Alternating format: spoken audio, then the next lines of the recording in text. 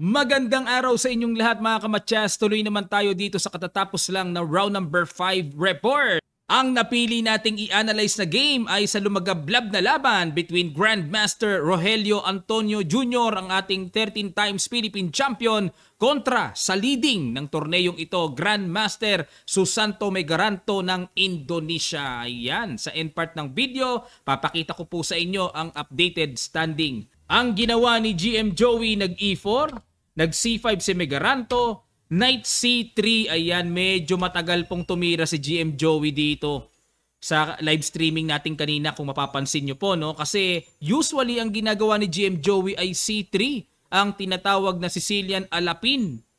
O kaya minsan Knight F3, then C3, delayed alapin. Pero naramdaman niya yata na pinaghandaan siya ni Megaranto. Nag-Knight C3, nag-close Sicilian. A6, ayun, nakiramdam muna na dito kasi baka pag nag-Knight C6, magbi-Bishop B5 si GM Joey. So ginawa ni Megaranto, pinigilan niya muna ang preparasyon na baka mag-Bishop B5. Nag-F4, ayan, magsi-Sicilian Grand Prix. B5 para mapigilan naman ang Bishop C4. Yan talaga ang pinaka-itsura ng Sicilian Grand Prix. Nag-Knight F3, Bishop B7, nag-D4. Talagang halo-halo po mga kamatyas. Dahil dito ang madalas ginagawa ay D3, o kaya G3, ayan, pero dito nag-D4, kakaiba ang line, halo-halong close at open variation. D4, C takes D4, Queen takes D4, yan talaga ang pinangka-capture dyan. E6, Bishop E3, rapid development, nag-Knight F6, at nag-E5, ayan, medyo napatagal din dito si GM Joey para atakihin ng Knight, nag-Knight D5, Knight takes D5, at ito po yung nagpawala sa talaan ng aklat, novelty. Dahil sa madalas sa pagkakataon ng ginagawa dito, basag kagad A4.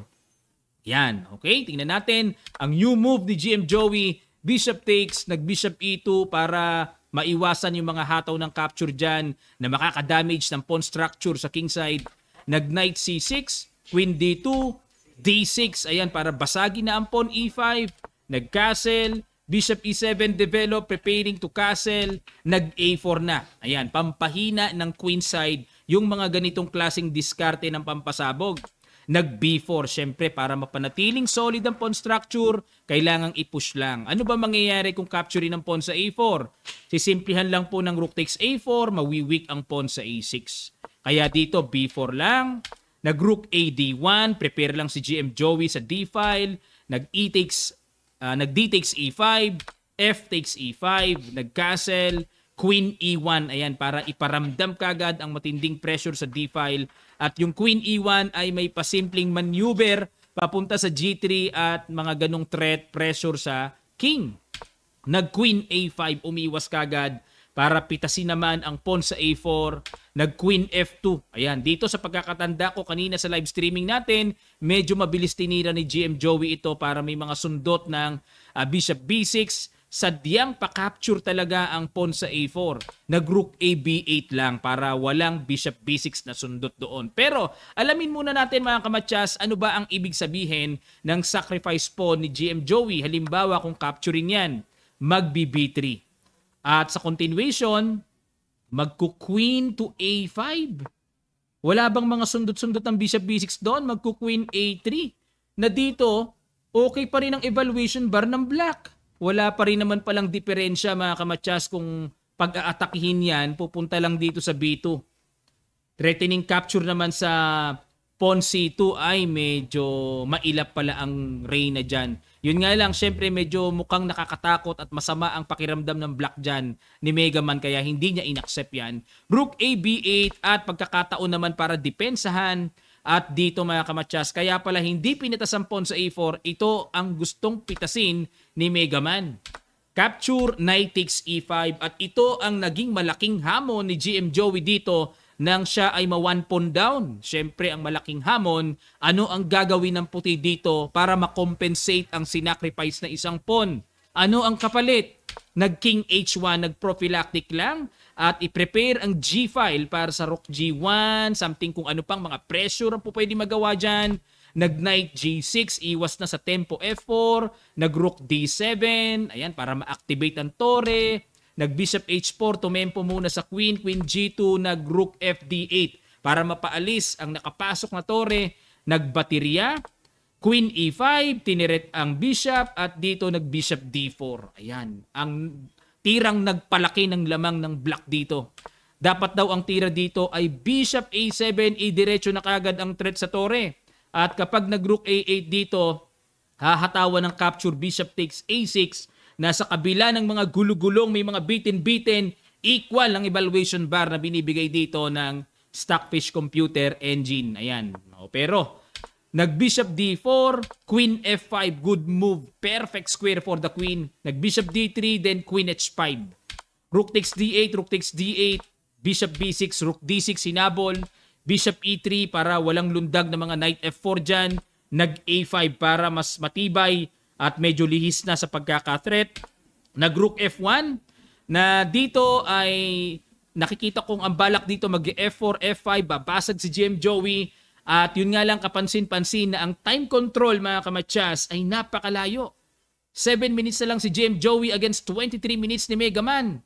Nag-bishop f6, f4, knight h4, good move, pina-check talaga dun sa dulo, then rook d8 at nag-queen b7. Syempre, hindi pwedeng capturein. Mayroong long shot defense doon na nakatago.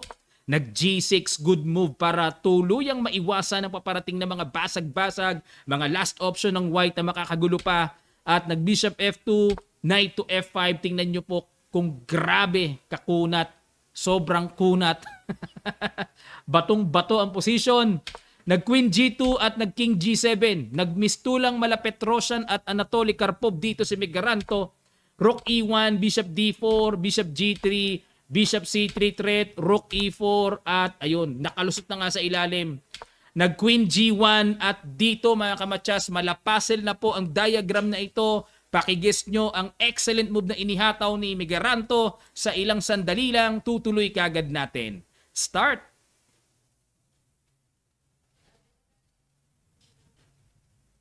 Maraming salamat po. Congrats sa mga nakakita ng hataw na rook takes bishop. May ganyan na palang kasimpleng sacrifice. Kinapture queen takes d3. Ang tanong, nakatreat ang rook. Ano ang gagawin para maisalba pa yan? Nag-rook c4, umiwas na lang.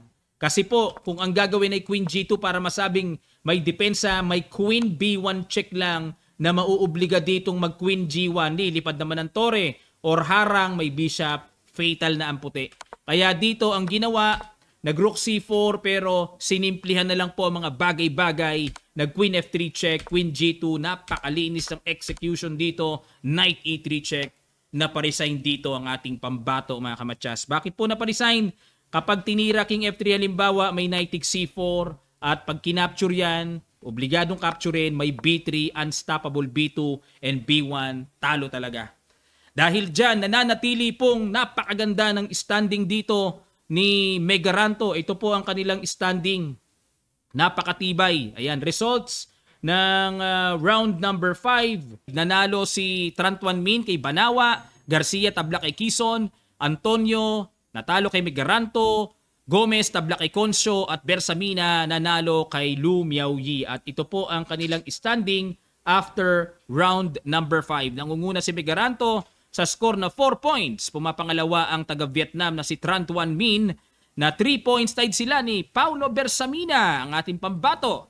At si IM Quezon, Banawa, Consio, Garcia, Gomez, Tagdo Dos Media at GM Joey Antonio 2 points. At nananatili pa rin pong 0.5 lang ang score ni Lu Miaoyi.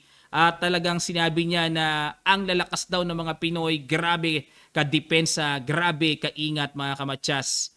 Ayan, mamaya po masasaksihan natin ang live ng round number 6. Tututukan natin dahil sa dami po ng naghahanap kay Meow Meow. Sila po ang i-feature natin mamaya sa round number 6 live streaming natin between GM Trantwan Min ng Vietnam and Lu Miaoyi. Ayan, maraming salamat po mga kamatsas. Sana po natuto kayo at na-update at magkita-kita pa tayo sa mga susunod pang uploads at mamaya po magkita-kita tayo sa ating round number 6 live streaming at 4 p.m. Maraming salamat. Magkita-kita pa tayo sa mga susunod pang chess updates.